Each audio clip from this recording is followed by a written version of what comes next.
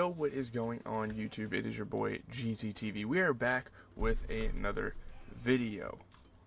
And we're here to talk about the 1987 American road trip comedy film written, produced, and directed by John Hughes and starring Steve Martin and John Candy, with supporting roles by Layla Robbins and Michael McKean. We have Planes, Trains, and Automobiles, an absolute classic of a holiday film. This is my first time actually watching it all the way through and analyzing it and stuff, and I'm very happy I did, because this movie's fucking awesome. I could sit here talk about this film for hours. That is just how good it is. So we're going to get into the premise, the good, the bad, the okay, and then give it a rating. So getting into the premise, this movie takes place during the Thanksgiving holiday. It's obviously a holiday movie, and it follows two men, Steve Martin's Neal Page and John Candy's Dale Griffith, R.I.P. by the way, who become travel companions after a snowstorm in Chicago delays their flight. They must travel together through the ups and downs of all transportations, which is why the film is called Planes, Trains, and Automobiles, because they literally go through every mode of transportation to get to Thanksgiving dinner on time. So, Steve Martin's character can get home to Chicago, and, Dale Griffith in the process, although a blabbermouth, although annoying at times, is trying to help him get there. And it's such a fun story. I mean, over the next 3 days, all sorts of mishaps, adventures, all that stuff, it takes place with these two characters, and over time they create a bond that will never be broken. They become absolute best friends by the end of the film, and it is so cool to see, Neal Page kind of come around to this. Dale Griffith, certainly annoys him at first and makes him feel uncomfortable and does all this sort of stuff, but eventually it's great. I mean, it's great to see Neal Page, hop off that train towards the end of the film and go back in and take Dell with him. It was so cool to see. But let's get into the good, because my goodness.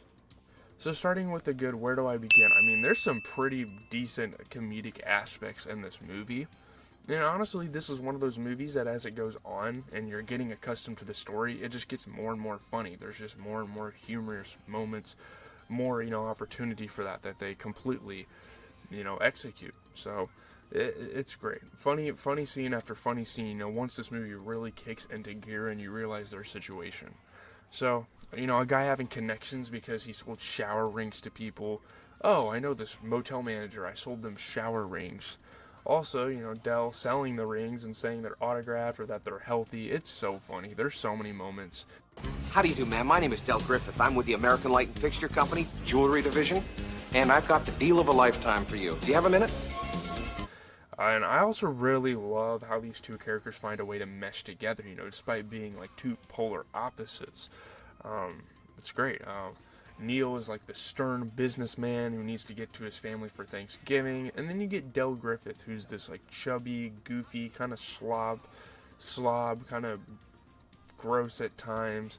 He's just along for the ride. He's just there to experience this with Neal and to help him out, and he runs his mouth whenever he can, gives advice, tells jokes, all sorts of things.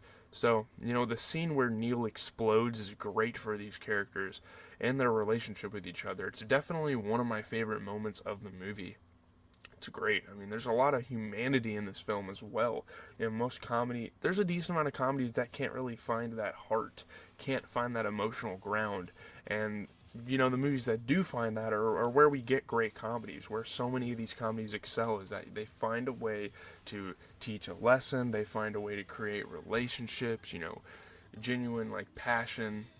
It's awesome. Even as irritating as Dell was, Neal still can appreciate and be grateful for this experience with him, and even be grateful that he helped him out along the way. Them seeing the car catch fire and them just laughing is great. I mean, it really says a lot about their situation. You could sit back and laugh at your misfortunes. I think that's awesome. So many moments. I mean, there's certainly a timelessness to this film, because it's not all the way realistic. I mean, it surely could happen to someone, but nearly 30 years later, and this film is still such an interesting concept. It's still so different than most movies that have come after it. Kids being annoying, and there's a relatability to it, when you're on public transportations, kids are being annoying, and, people snoring and being talkative. It's such a relatable thing. it's awesome. Like, to this day, that is still, like, culturally relevant. Like, that's still things people worry about when they go on planes. It's like, wow, is this guy gonna talk his fucking head off at me? But the ending, I don't know. We'll get into the ending in a second, actually. Steve Martin's acting in this movie is great. I mean, the attitude, the voice changing, it is amazing. I mean, How may I help you? You can start by wiping that fucking dumbass smile off your rosy fucking cheeks. Then you can give me a fucking automobile. A fucking Datsun, a fucking Toyota, a fucking Mustang, a fucking Buick. 4 fucking wheels and a seat. I really don't care for the way you're speaking to me. he's definitely the better actor in the film. Obviously, John Candy's great. I think they're both about the same, actually. Like, John Candy and Steve Martin complement each other so well. They perform so well in this movie. And again, like I was going to say, the ending is enough to make a grown man cry. It's super emotional. It is like one of the most perfect ways to end a holiday movie. They did it great. It's great. Holiday classic. This movie is fucking beautiful. It's probably one of my favorites ever off of first watch. It is so damn good. So let's get into the bad. There's really one bad thing about this movie, and it's that Del is like almost too stupid at times. And I get it, you know, it's a comedic effect. It really adds to it. But he's like, there's a scene where he's like driving the car on the wrong side of the road, and like clearly knows this because he's looking next to him and he sees someone on the other side of the road. And he clearly has his fucking license. But like he like kind of, you know, runs right through these semi trucks and kind of collides with them. And it's like, dude, seriously, like, that doesn't seem plausible. That doesn't seem believable that someone would be that stupid, you know? But that scene was pretty goofy in general. Obviously, you know, when their car starts catching on fire, it's when it gets kind of funny, but a mentally challenged person could have picked up on that. I mean, there's other examples of that in this movie, but I really see this movie as a 99.9% a positive experience. There's only very subtle things like that make it like, okay, you're kind of stretching the truth. Other than that, I mean, this movie's damn near flawless. It's one of the most perfect movies we ever reviewed on this channel. So let's get into the okay. Getting into the okay, this is what most comedy movies do to make it more entertaining. I mean, the movie kind of dramatizes things a bit. It's a little goofy. Again, that makes it more comedic, though. So I can see the bad and the good of, you know, making a movie dramatic. So, yeah, it is what it is. That's the okay. I mean, that's really it. I think it's time to get to the review. And getting to the review, let's pull up that tier list, baby. This is comedy at its best, like absolute forefront. Like, this is premier comedy. This is premium. I don't even know how to like keep describing this. It really lays the groundwork for a lot of comedies that came after it. Again, this came out, 27 years ago. There's almost a formula in this movie that I see so many comedies try to imitate, and they can't quite execute it at the level of this film. The pacing's perfect. The characters are perfect. Just the structure of the film's amazing. You get a great premise. And I'm going to go ahead and give it a 9.5 out of 10. This is the second best movie we've reviewed on this channel so far.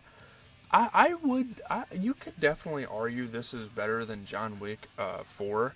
But, man, this movie's, I don't even know. This movie's great. So, yeah, that is going to do it for the video. Leave a like, comment, and subscribe. This weekend, I know you guys probably aren't that interested in this, but we are watching the Teenage Mutant Ninja Turtles, animation film, just for those guys that like the movie reviews. I'm just going to give you guys updates on stuff like that. And then next week, we're going to watch, like, 40-year-old version. We're going to watch There's Something About Mary, all sorts of these classic comedy films. Sorry about the fly that's flying around. But, tomorrow, we're going to be doing, like, a little sports talk on the NBA offseason, so any of you guys that are both movie and sports fans, I think that'd be worth checking out. But, 2K video coming out this weekend, all sorts of great stuff. So, leave a like, comment, and subscribe. As always, it has been your boy, GZTV, giving you guys the best movie reviews out there. I don't really have that much time to edit this before work. I will try to make it as splendid as I can. We will see how that goes. But, yeah, I definitely want to get this out before I go to work because I have shit to do after. So, yeah, it's been a fun time talking about this movie. Again, I could go on and ramble, but I really want to make this concise. Please go check out this movie. I am out.